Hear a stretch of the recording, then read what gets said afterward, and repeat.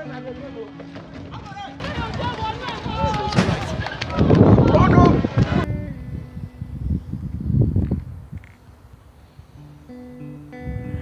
I saw Samuel searching and brushing the burnt waste with a stick, he appeared more interested in the finds he could make than he was in the effect of the smoke he inhaled. Survival was his only interest. I know Sabi use that thing because if I cover my nose, some things will block inside.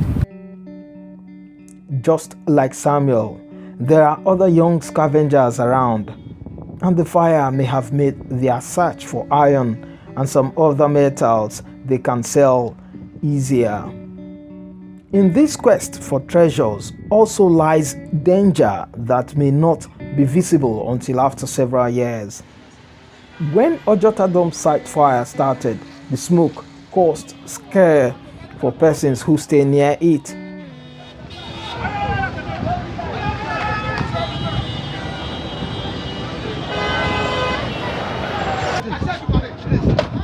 Greater scare lies ahead of those whose health is at risk. Doctors and environmentalists are concerned. Samuel and Musa appear not to know the danger of breathing the smoke from the waste.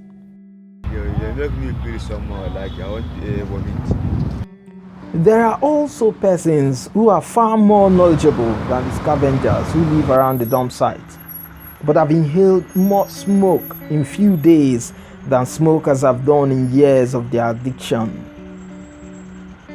An environmentalist fears there is danger ahead, both to the individuals around the dump site and to every one of us. So because you have all those wastes, you'll have a lot of different gases and chemicals mixed together. So you're already having your carbon monoxide, you're having your carbon dioxide, you're having your methane, which is even a bad one because it affects, emits greenhouse. And we're trying to reduce greenhouse emissions. And then when you have that smoke bringing out methane, is already emitting greenhouse gases, and so it's already affecting the ozone layer. The doctor highlights health implications of breathing fume from dump sites. So there are several health challenges that people can have from air pollution resulting from burning of dump sites. First of all, we need to look at some of the things that are released from the burning of dump sites. We have what we call dioxins, we have what we call furans, and then sometimes some mercury is released from dump sites, and so many other things, okay, being sulfuric oxide. So, but our interest is in things like dioxin, furans, mercury that is released from the burning of dump sites.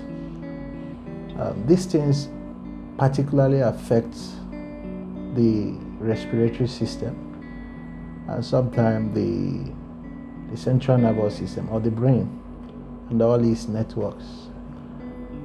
But on the respiratory system, the danger is number one, it can lead to predispose people more to what we call respiratory tract infection. That is even the short-term thing that can happen. Also, it can sensitize people's airways, that people now come down with what we call asthma, or even what we call a chronic obstructive pulmonary disease. These are the things that can happen on the long term. Then also on the extreme is what we call cancers.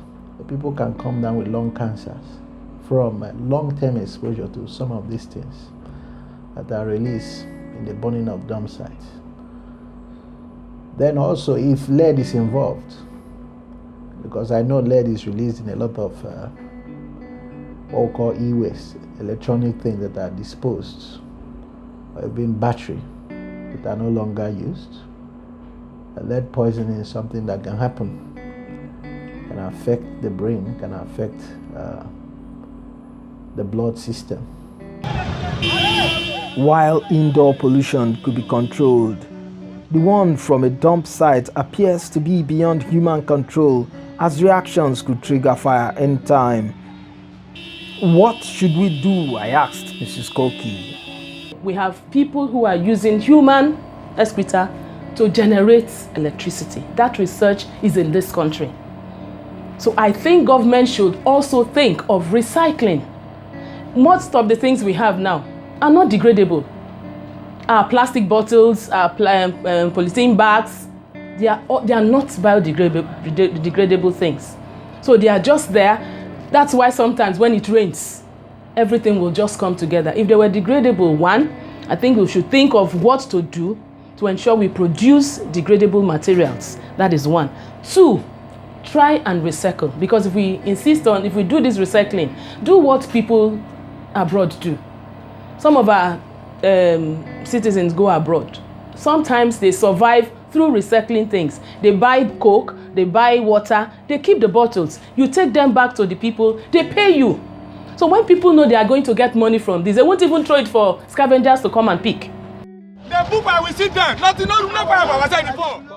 The ball appears to be in our court, and we must take responsibility. If we cannot stop dump sites from burning, individuals and agencies can ensure waste is properly disposed.